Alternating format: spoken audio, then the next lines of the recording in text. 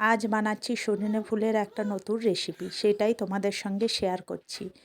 এই যে লঙ্কা কুচি, পেঁয়াজ কুচি, টমেটো কুচি, আদা রসুন বাটা নিয়ে নিয়েছি। আর একটা বাটি নিয়ে নিয়েছি। ওই বাটিটাতে সজনে ফুলগুলো ধুয়ে রেখেছিলাম আগের থেকে, সেই সজনে ফুলগুলো ওই বাটিটার মধ্যে নিয়ে নিচ্ছি। সব সজনে ফুলগুলো ভালো করে জল ঝরিয়ে নিয়ে নিচ্ছি, কারণ জল সমেত থাকলে ওইটা ভালো হয় না, সেই জন্য জলটাকে পুরো চেপে চেপে বের করে দিয়েছিলাম।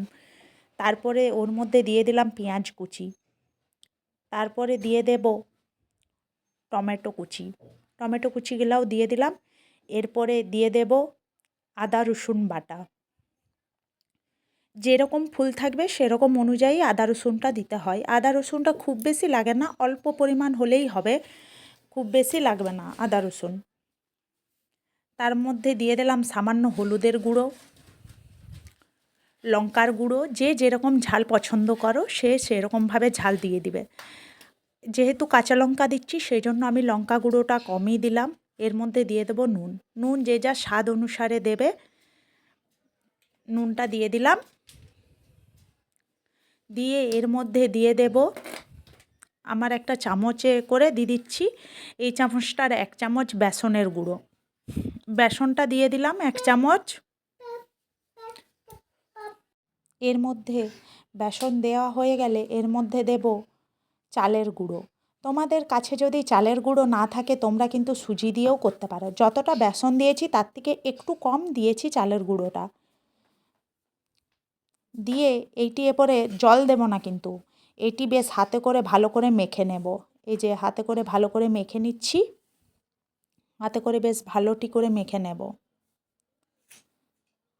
ভালো করে জল দেবার প্রয়োজন নেই, দেখবে জল না দিলেও না খুব সুন্দরভাবে মাখা যায়। যে ভালো করে মেখে নিচ্ছি হাতে করে। এটা কিন্তু পুরো ঝুরঝুরোভাবে মাখাটা হবে, মানে কোনো চ্যাটচ্যাটা ভাব থাকবে না ওইটার মধ্যে।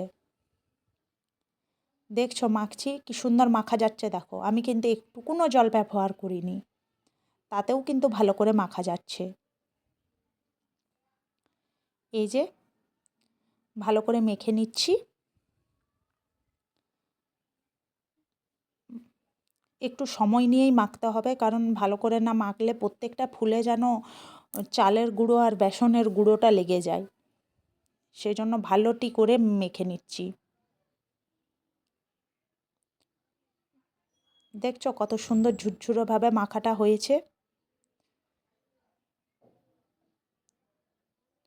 এরপরে দিয়ে দেব কাঁচা লঙ্কা। কাঁচা লঙ্কাটা কেন দিলাম না, তার কারণ তখন মাখতে যাব যখন, অনেকক্ষণ ধরে মাখলে হাতগুলো জ্বলন করে দেখবে, সেই জন্য কাঁচা লঙ্কাটা আমি লাস্টে দিয়ে দিলাম। লাস্টে দিয়ে জাস্ট হালকা করে মাখিয়ে নেব।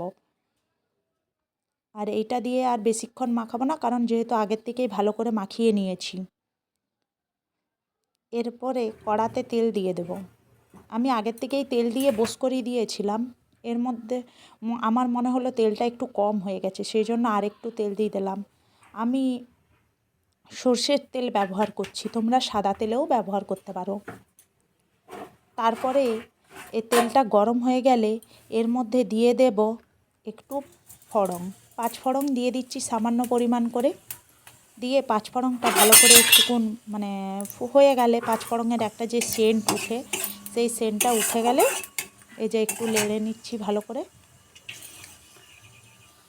ভালো করে এই যে আমার হয়ে গেছে 5 ফোড়নটা নেড়েছি ভালো করে, দেখো 5 ফোড়নটা ফুটে গেছে। এরপরে বাটির মধ্যে যে সজনে ফুলটা মেখে রেখেছিলাম, সেই সজনে ফুলটা এরপর আমি কিন্তু কড়াতে দিয়ে দেব।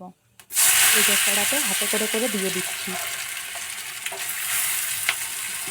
এই যে আমার এইটা পড়ে গিয়েছিল, সজনে ফুলটা সবটাই দিয়ে দিলাম।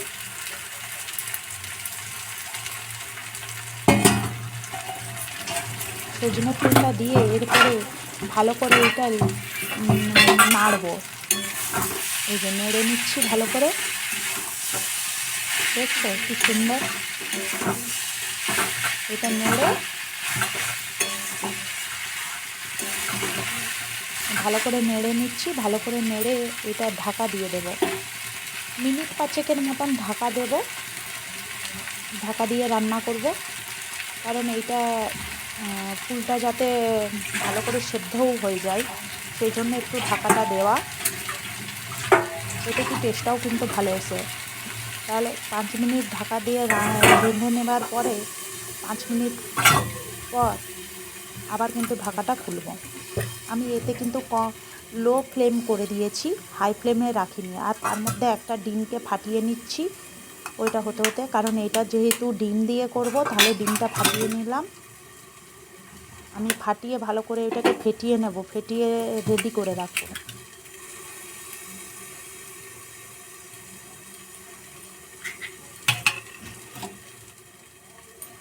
এই যে ডিমটা আমি ফাটিয়ে নিয়েছি, ডিমটা এরপর ভালো করে ফেটিয়ে নিচ্ছি চামচে করে।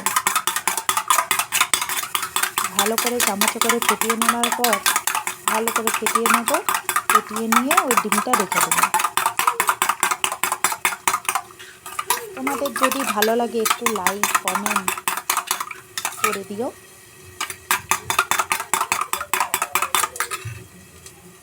এই যে 5 মিনিট হয়ে গেছে, 5 মিনিট পরে আমি কিন্তু খুলছি ঢাকাটা। এরপরে উল্টা দেখছো কি সুন্দর, আমার কিন্তু কড়াতে একটুকুনো লাগেনি। আর এই যে লাল লালভাবে হয়েছে না, এই লালটা কিন্তু খুব ভালো লাগে খেতে।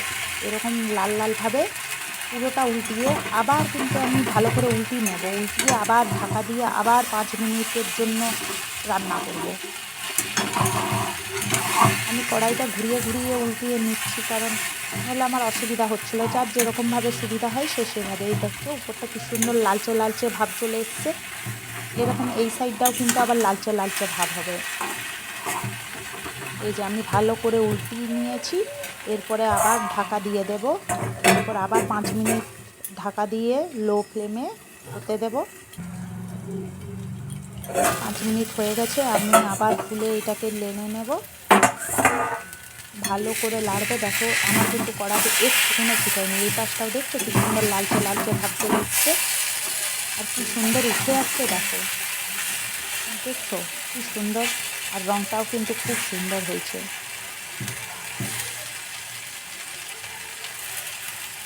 একবারে এটা ইউনিক রেসিপি। তোমাদের ভালো লাগলে অবশ্যই তোমরা ট্রাই করো বাড়িতে, দিয়ে আমাকে কিন্তু কমেন্টে জানিও কেমন হয়েছে। ভালো করে নেড়ে চেড়ে আমি এটাকে ভালো করে ভাজবো। ভালো করে একটু লাল লাল হয়ে গেলে তারপরে আমি ডিমটা দেবো।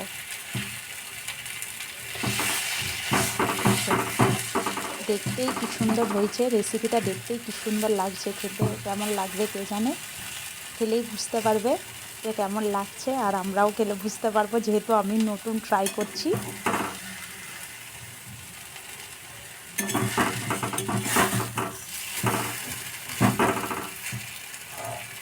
এই যে ভালো করে নেড়ে চেড়ে ভেজে নেব।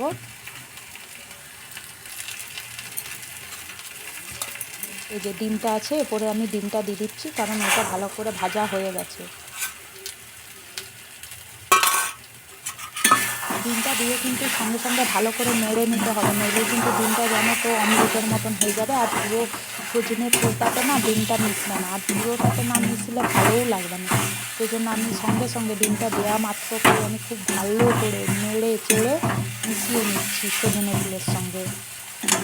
তোমরা কিন্তু আরও ডিম দিতে পারো, আমি একটা ডিম দিলাম, কারণ আমার এখানে খুব বেশি ফুল থাকেনি, কম ফুল ছিল, সেহেতু আমি একটা ডিমেই আমার হয়ে যাবে। তোমরা যেরকম করবে সেরকমভাবে ডিম দেবে, ডিমের পরিমাণটা বাড়িয়ে দিতে পারো, অসুবিধা নেই। এতে ভালো করে নেড়ে নিচ্ছি, ভালো করে নেড়ে নেড়ে নেড়ে ভেজে নিচ্ছি। দেখছো আমার কিন্তু কড়াতে চিকাই নিয়ে ভালো করে নেড়ে নেড়ে ভেজে নিচ্ছি। ভালো করে নেড়ে নেড়ে ভেজে নেওয়ার পরে এটা ব্যালেন্স করার জন্য সামান্য চিনি দিয়ে দিচ্ছি। তাহলে কি সব কিছু ঠিকঠাক, নুন ঝাল সামান্য মিষ্টি, তবে খুব বেশি না, জাস্ট অল্প পরিমাণ দিয়ে নেড়ে নিলাম, বাস।